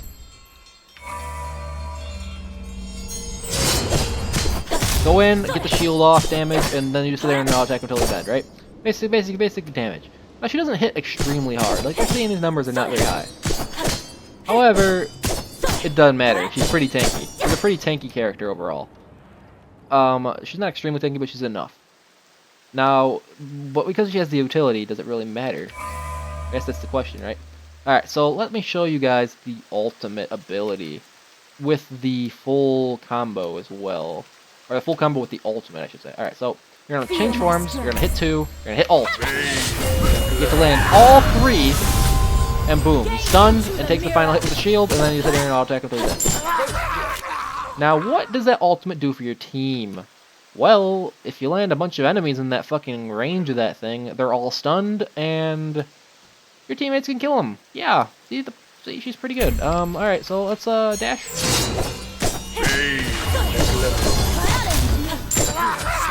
Okay, pretty solid damage. She didn't take a huge amount of damage from the Ra, but the Ra is also weaker. I'll keep that in mind as well. Again, it takes a lot longer to kill than a lot of characters. There's honestly, if you did more damage with her, I honestly believe she'd be better. But again, it's built as a warrior. Warriors don't do as much damage, but they're kind of both. They're tanky and damage.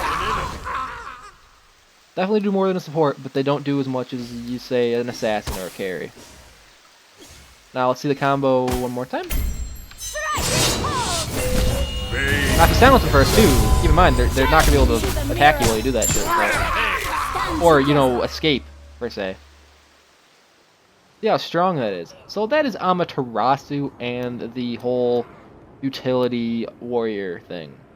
Now she's also a attack speed warrior, I would say, but I'm not going to get that into there because there's really not too many of them in the game, so don't worry about that too much. Alright, so let's move on to the relics. Now, relics are really going to be hard to explain without actually seeing them used, I guess is the best way I'm going to put this. So let's get some relics here. We're going to go Sprint, and we're going to go with, why not? We'll go with Frenzy. I don't know. If we hit F, for example, and click, alright, we're faster. Makes sense, right? So it gives us a speed boost to get away from enemies, right? Alright, cool. Cool ability. Alright, cool. G is going to be one of them I really don't use very often. It's called Frenzy. Using this item removes the disarm status from all ally gods within 70 set units and gives them a physical magical power increase. So basically if you're silenced, you hit this, and it increases your attack speed, power, the whole works, essentially. That's what the Frenzy does. But we're going to get rid of Frenzy. I can't, can I? Yeah, so you can only have 2 runes total. I wish you could have more fucking in this kind of mode, but whatever. I'll just explain them in basics then. But that's basically what that one does. That's what that one does. Now, this is called Curse. This is going to have a range around your body, similar to how Sprint had, that it will act... By the way, Sprint works on your entire team in that circle, so keep that in mind. Curse is going to be the same way. Any enemy in this circle, essentially, reduces the movement speed of all enemy gods within 55 units by 40%. 40% speed slow. So they can't run away from you, basically. Except unless they use this. I believe this counters this. I could be wrong. It might be the other way around.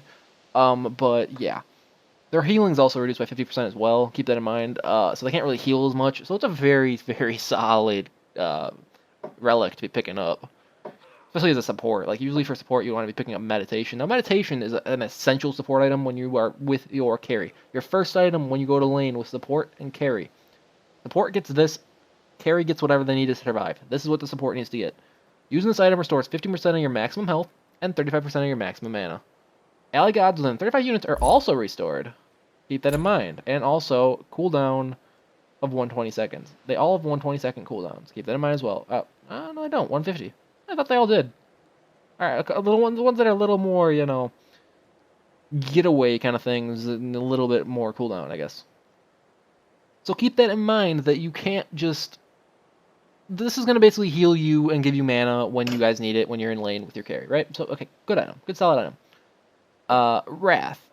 Deals 480 damage to a single enemy minion or jungle monster, or 1,250 damage to jungle bosses. See that? To 1,250 to jungle bosses. This is going to be used to steal Fire Giant, steal Gold Fury, steal whatever. You know, it's going to be trying to steal things with this item.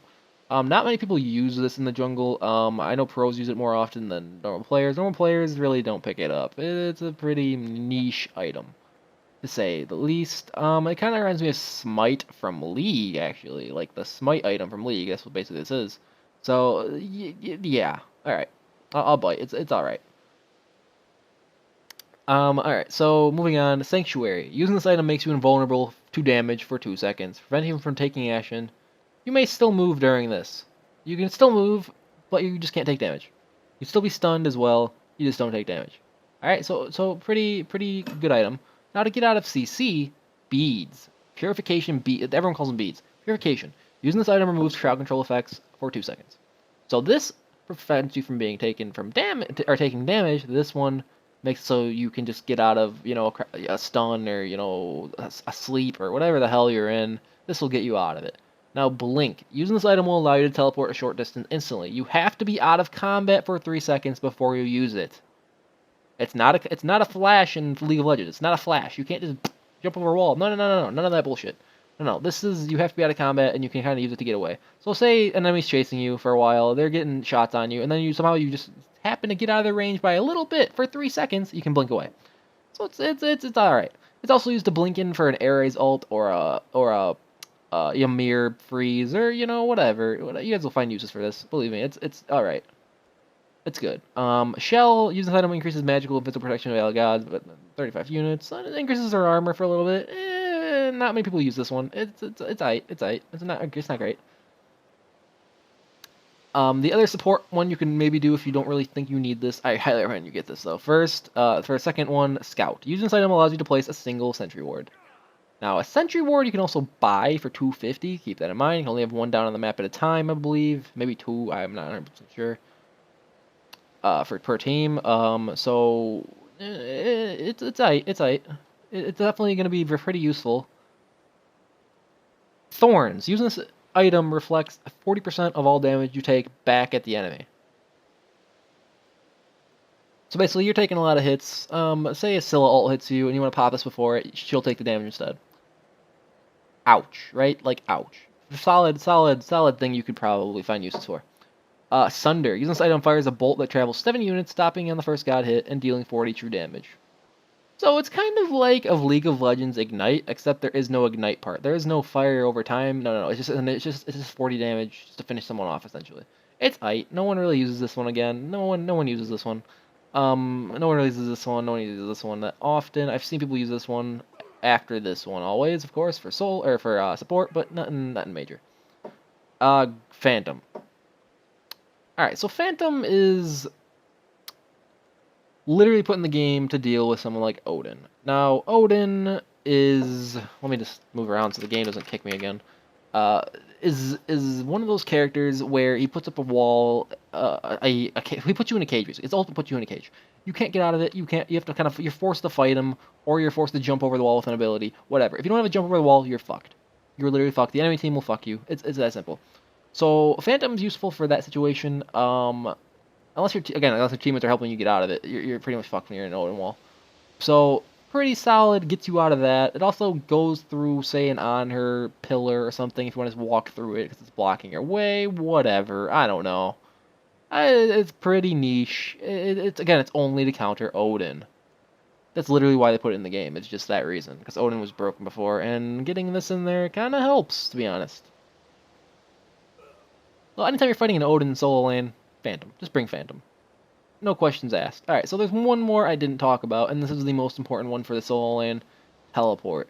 Using this item to allow you to teleport to any allied tower or ward. So you can teleport to a tower or ward on the map. It brings up a little menu. You can click on which one you want to go to. And, you know, it gets you to lane faster. It basically allows you to go back, get items, and come back quickly and make sure you don't lose lane. Because solo lane's about staying in lane as long as possible and keeping the enemy back, essentially. You're literally just on your own while the jungler does his thing and help the rest of your team. Jungler can still come and help the solo lane, but it's not as common as, say, him going and helping the carry lane or the mid lane. You know what I mean? Like he only goes there if you really, really need help. Like that's the best way to put it. Teleport also allows you to teleport onto a ward, say by Gold Fury or something, while an enemy is taking it, or say your friendly team's taking it and you want to go help them take it because you know they're struggling because the enemy is trying to sneak in or something. You know, you can teleport in, kind of thing. Really, really nice thing you're gonna be wanting to grab. I've seen solo laners also get this. This just gets you your blue buff quicker. Also, to help you farm a little quicker in the jungle on the side there when you do have your lane pushed. However, this is more worth it than this. Maybe get this, then this, or this, then this. It's niche, guys. I'm sorry, but this is niche compared to this. This is so fucking needed for solo lane. Please get this. That's about it. And then you can also get two of them. Keep that in mind. So you can get this, and then get protection, or this, or curse, the slow people, or sprint to get away, or that's what I'm saying. And F and G is how you use those. You can also change all these buttons in the menu, whatever. I like how they are. But yeah, that is the basics of that. So that is going to be the Newbie's Guide to Smite number 4. Yes, this is number 4, I believe. Yeah, this is 4. So stay tuned, guys. I'm going to be doing, the next part of this guide is going to be more so me playing the game and showing you what you should and should not do, explaining my mistakes, explaining, say, other things. I'm going to be showing you guys all the different roles, one video each, and that's going to be that. So thank you guys for watching, and I'll see you guys next time on Newbie's Guide to Smite. Peace.